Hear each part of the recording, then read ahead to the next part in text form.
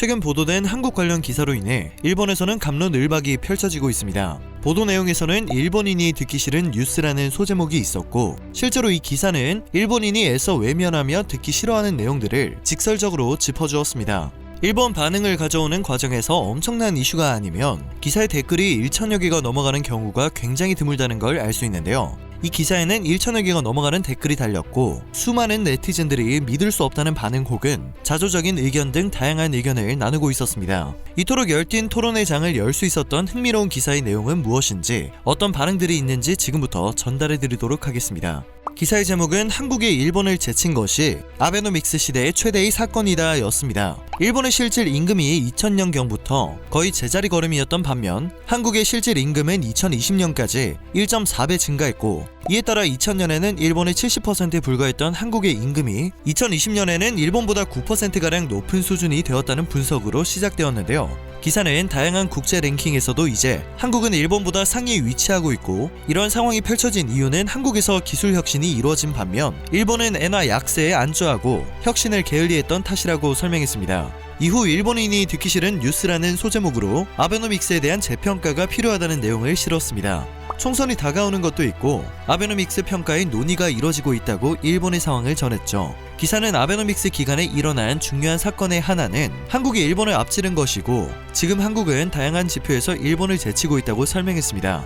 한국의 인구는 일본의 40% 정도이기 때문에 GDP로 보면 일본 쪽이 훨씬 커 변화가 별로 눈에 띄지 않지만, 중요한 것은 전체 GDP보다 국가의 전반적인 풍요로움 등 1인당 소득과 같은 숫자라고 평가했습니다.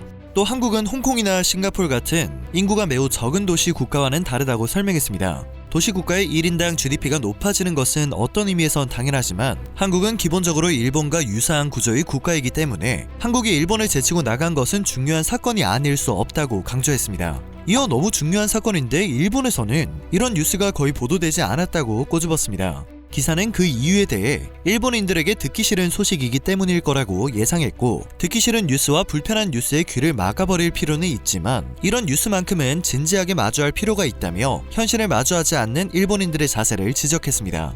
다음 소제목은 일본보다 부자가 될 한국이었습니다. 여기서도 아베노믹스가 언급되었습니다. 이 단락에는 일본과 한국의 연간 평균 임금의 추이를 나타낸 그래프가 첨부되어 있었는데요. 물가 변동의 영향을 제거한 실질값을 2020년 기준 구매력 평가에 의해 달러로 환산한 값을 나타낸 그래프라 한국이 일본을 추월했다는 것을 한눈에 확인할 수 있었습니다.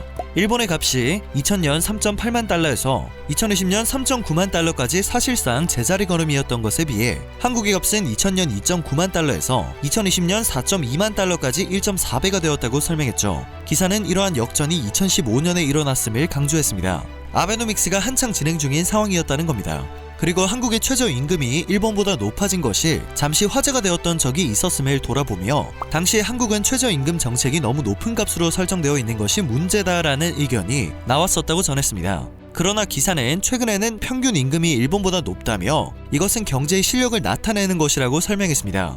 이어서 일본의 실질 임금이 정체되어 있는 반면 한국의 실질 임금 성장률은 높기 때문에 시간이 흐를수록 한국과 일본의 괴리가 확대될 것이라고 전망했는데요. 이를 받아들이지 못한 일본 반응이 뻔히 보였는지 조목조목 그 이유에 대해서도 설명을 이어갔습니다. 아주 그냥 뼈를 때렸는데요. 기사는 한국이 일본보다 부자가 될 것이라는 전망을 내놓을 수 있는 이유는 분명하다며 한국은 기술 개발을 통해 생산성을 높이고 있다고 전했습니다. 반대로 일본은 기술이 정체하고 있다고 덧붙였는데요. 특히 첨단 IT 관련해서 이러한 현상이 두드러지게 나타나고 있다며 일본에는 스마트폰을 생산할 수 있는 업체조차 존재하지 않는다고 했습니다. 그러나 한국에는 삼성과 LG전자라는 두 개의 글로벌 메이커가 있고, 그 중에서 삼성은 세계 최대 스마트폰 제조사라고 전했습니다. 또한 첨단 반도체를 제조할 수 있는 것은 세계에서 TSMC와 삼성밖에 없다고 설명했죠.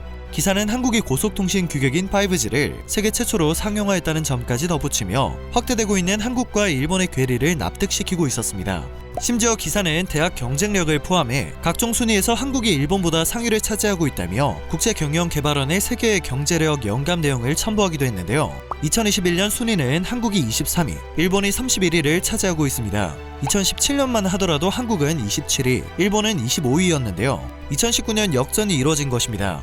이어 디지털 기술에서도 한국이 8위로 27위의 일본을 앞지르고 있다는 사실, 2020년 유엔이 발표한 전자정부 순위에서 일본이 14위를 차지한 반면 한국은 세계 2위 순위를 기록했다는 사실, 세계 대학 순위의 하나인 더 타임스 하이어 에듀케이션 랭킹에 아시아 20위까지 한국은 4개의 학교가, 일본은 2개의 학교가 올라 한국이 일본의 2배의 대학 경쟁력을 가지고 있다는 사실로 기사는 팩트 폭격을 이어갔습니다. 국제적으로 활약하는 인재를 봐도 비슷한 경향을 보인다고 했는데요. 반기문, 김용 등의 인물을 거론하며 한국의 인재는 중요한 국제기관장의 중책을 담당할 뿐만 아니라 인맥 네트워크 능력 등을 가지고 있다고 전했습니다. 또 한국의 젊은 세대는 해외에서 일하는 것을 두려워하지 않는 반면 일본인의 내향 지향은 예전보다 강해지고 있는 것 같다며 우려를 표했죠. 마지막으로 기사는 왜 이렇게 되어버린 것일까? 라며 그 원인을 찾았는데요. 그것은 일본이 진지한 기술 개발 노력을 게을리했기 때문이라고 판단했습니다. 또 아베노믹스에 대해 일본인들이 보통 목표로 했었던 소비자 물가 2% 상승에는 실패했지만 주가가 상승했으므로 플러스라고 평가한다는 점도 문제라고 판단했는데요.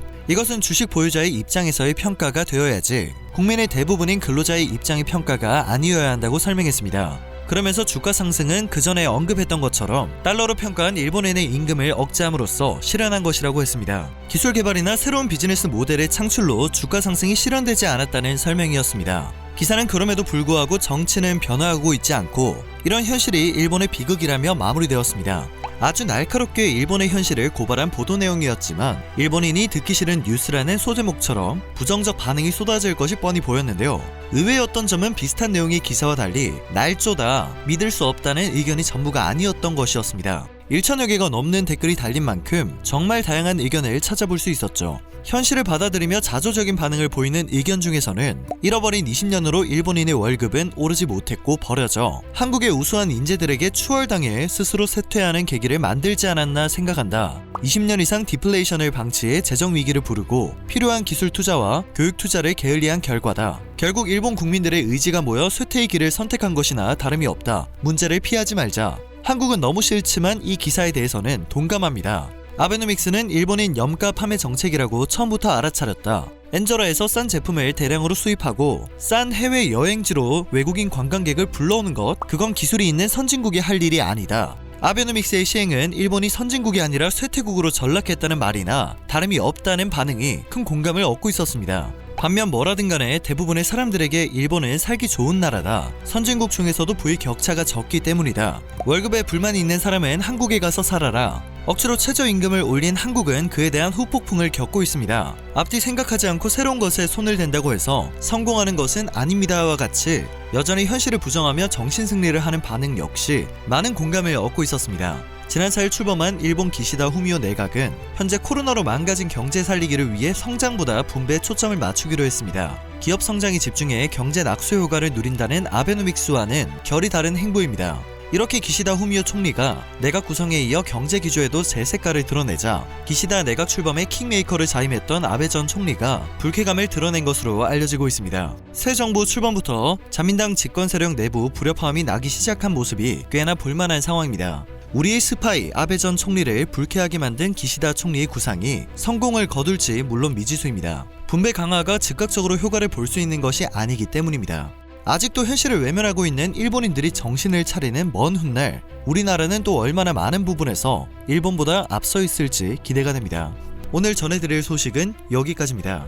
영상이 정보가 되셨다면 그것만으로도 감사드립니다. 늘 새롭고 유익한 뉴스를 전하는 로버튜브 되겠습니다.